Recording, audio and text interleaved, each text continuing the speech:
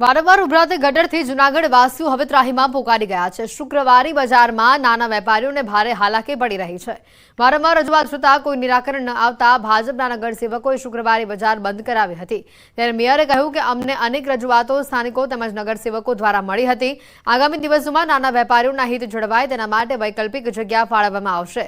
ત્યારે હવે સવાલ એ થાય છે કે વારંવાર રજૂઆત છતાં આજ દિવસ સુધી કેમ કોઈ કામગીરી કરાઈ નથી।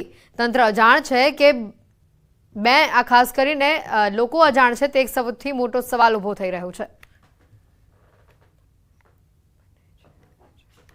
અમારે ત્યાં શુક્રવારે ભરાય છે, અવારનવાર અણબનાવ બને છે અને ટ્રાફિક સમસ્યા બહુ થાય છે। એનું કારણ છે અહીંયા ગટર, ભૂગર્ભ ગટર, રોડ રસ્તાના કામ ચાલુ છે।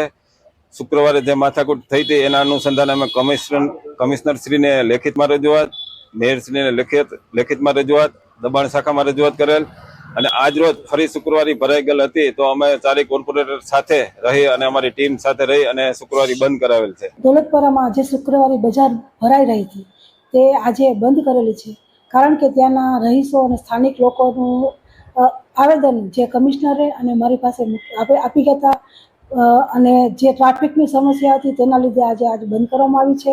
પરંતુ આગામી દિવસોમાં આજે નાના વેપારીઓ છે તે વેપાર ધંધો કરતા હોય છે અને પોતાનું રોજગાર ચલાવતા હોય છે, તો એમના માટે કોઈ એવી વૈકલ્પિક જગ્યા મળી જાય એટલે ફરીવાર આ શુક્રવારે બજાર કોઈ પણ સારી જગ્યાએ ચાલુ કરવામાં આવશે।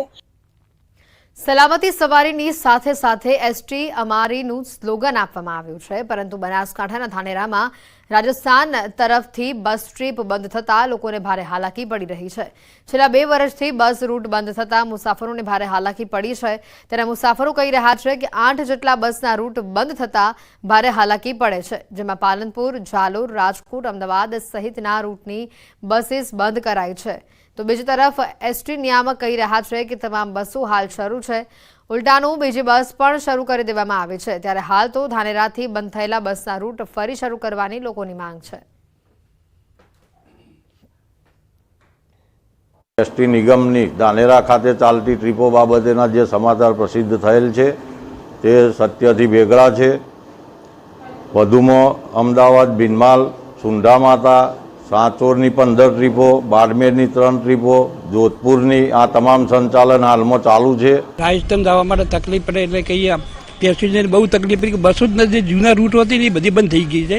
એના માટે આમ કે સરકાર કે નવી બસો ચાલુ કરી છે, એના માટે જૂની બસો જ બધી બંધ થઈ ગઈ, રૂટ જ બધી બંધ થઈ જાય છે। બહુ મુશ્કેલો પડે છે આ ગરમીમાં। રાજસ્થાનની જો 10 બસો બંધ કરી છે ને એના કરતાં વધારે બસ ચાલુ કરવી જોઈએ। ધાનેરા એક સેન્ટર તાલુકો છે, એના માટે સેન્ટર પર રાજસ્થાન જવા માટે કઈ વ્યવસ્થા નથી। પ્રદેશ પ્રશાસન દ્વારા દમણ બીચ અને અન્ય સુવિધાઓને ચોમેર વિકાસ કરવામાં આવ્યો છે, પરંતુ આપને જાણીને નવાઈ લાગશે કે આ પ્રદેશમાં છેલ્લા 3 વર્ષથી બસ સ્ટેશન જ નથી। નવું બસ સ્ટેન્ડ બનાવવા માટે જૂનું બસ સ્ટેન્ડ છેલ્લા 3 વર્ષથી તોડી પાડવામાં આવ્યું છે, પરંતુ 3 વર્ષ બાદ પણ હજી સુધી નવું બસ સ્ટેશન અહીંયા બન્યું નથી અને જેના કારણે લોકોને હાલાકી ભોગવવી પડે છે। આવી કાળઝાળ ગરમીમાં પણ લોકોએ સુવિધા વિના બસની રાહ જોવા તડકામાં શ્રીકાવવું પડે છે। સૌથી મોટી વાત તો એ છે કે માથે ચોમાસાના મંડાણ છે, ત્યારે હજી પણ બસ સ્ટેન્ડની કોઈ વ્યવસ્થા કરવામાં આવી નથી। ત્યારે પાલિકા પ્રમુખ કહી રહ્યા છે કે ત્યાં સુધી અહીંયા તાત્કાલિક હંગામી શેડ બનાવવામાં આવે જેથી પ્રવાસીઓને કોઈ મુશ્કેલી ન પડે। ત્યારે હાલ તો લોકો બસ સ્ટેશનની માંગ કરી રહ્યા છે।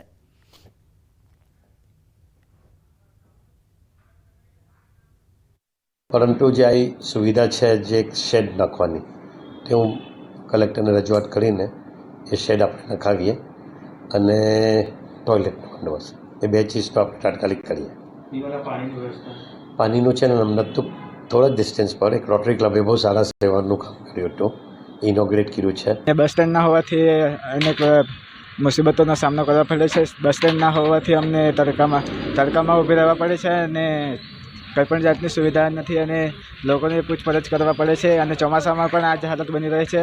यहाँ बस स्टॉप पे जब उतरे तो बस स्टॉप पे आए तो बस स्टॉप पे कुछ है नहीं, सीट भी नहीं है।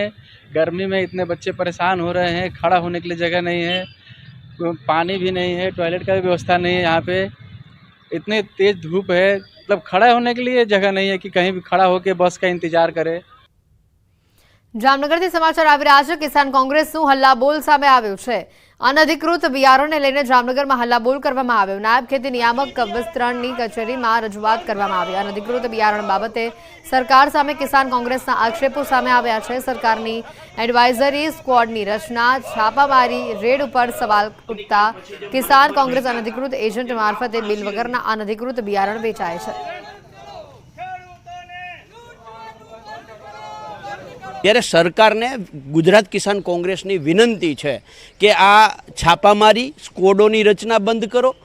સીડ્સ એસોસિએશન સામેથી કહે છે કે આ અનધિકૃત બિયારણ છે તો સીડ્સ એસોસિએશનને પકડો અને જ્યાં જ્યાં ઉત્પાદકો છે એમને પકડો અને ત્યાં જ એમને રોક લગાવી દો.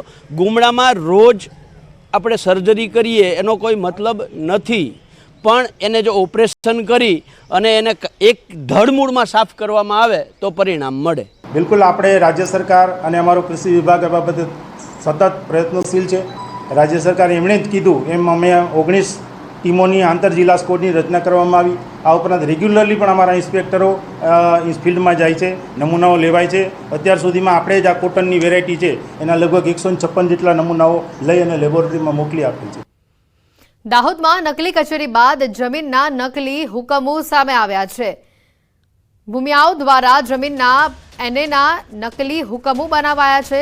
જમીન એને કરી પ્લોટિંગ કરી વેચાણ પણ અહીંયા થઈ ગયું છે. પ્રાંત અધિકારી અને ડીડીઓ કચેરી વતી પોલીસ ફરિયાદ નોંધાઈ છે. પોલીસે શૈશવ પરીખ, જકરિયા અને હારૂન એમ 3 લોકોની ધરપકડ કરી છે. દાહોદ એ ડિવિઝન અને B ડિવિઝન પોલીસ મથક એમ 2 અલગ અલગ ફરિયાદ દાખલ કરાઈ છે. બંને ફરિયાદમાં શૈશવ પરીખ કોમન આરોપી સામે આવ્યો છે. પોલીસ તપાસમાં વધુ નામ બહાર આવવાની શક્યતા છે.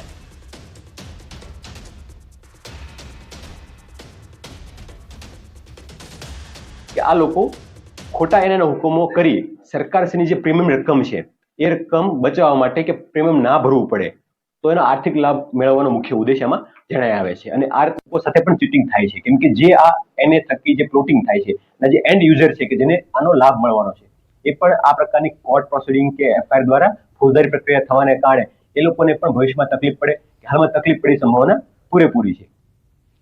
પંચમહાલ જિલ્લા પુરવઠા અધિકારી દ્વારા જિલ્લાની કુલ 25 સરકારી સસ્તા અનાજની દુકાનમાં ગેરરીતિ મળી આવતા કાર્યવાહી કરવામાં આવી છે. 18 સરકારી સસ્તા અનાજની દુકાનના પરવાના કાયમી ધોરણે રદ કરવામાં આવ્યા છે અને 7 પરવાના 90 દિવસ માટે રદ કરવામાં આવ્યા છે. આ ઉપરાંત દુકાનદારો પાસેથી 37 લાખ કરતાં વધુ રકમનો દંડ પણ લેવામાં આવ્યો છે.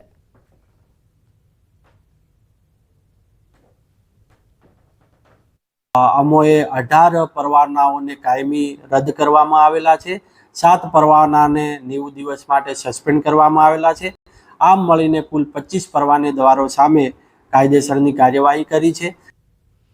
વડોદરામાં GSFA દ્વારા ફૂટબોલ ચેમ્પિયનશિપનું આયોજન કરવામાં આવ્યું. GSFA ફૂટબોલ ક્લબ વિમેન્સ ચેમ્પિયનશિપની રોમાંચક ફાઇનલ મેચમાં ERA football club Baroda football academy સામે 7 વિરુદ્ધ 3 ગોલથી વિજેતા બની હતી. મેચના પ્રથમ હાફમાં ERA દ્વારા એક જ ગોલ થયો હતો અને બરોડા ફૂટબોલ એકેડેમીએ 2 ગોલ કરી લીધા, પરંતુ બીજા હાફમાં ERA ધડાધડ 6 ગોલ ફટકારી દીધા હતા. બરોડા ફૂટબોલ એકેડેમી વળતી લડત ના આપી શકી અને બીજા હાફમાં માત્ર એક જ ગોલ કરી શકી અને આ મેચ ગુમાવી હતી. વડોદરાના સમા સ્પોર્ટ્સ કોમ્પ્લેક્સ ખાતે ફૂટબોલ ટુર્નામેન્ટમાં ગુજરાતની વિવિધ ટીમો ભાગ લઈ રહી છે. બોયઝમાં 15 ખાસ કરીને બોયઝમાં 15 ક્લબ છે. વિમેન્સમાં 4 ક્લબે ભાગ લીધો છે. તો બોયઝની ટીમમાં જગરનોટ FCએ ગોટ FCને પછાડ્યું છે.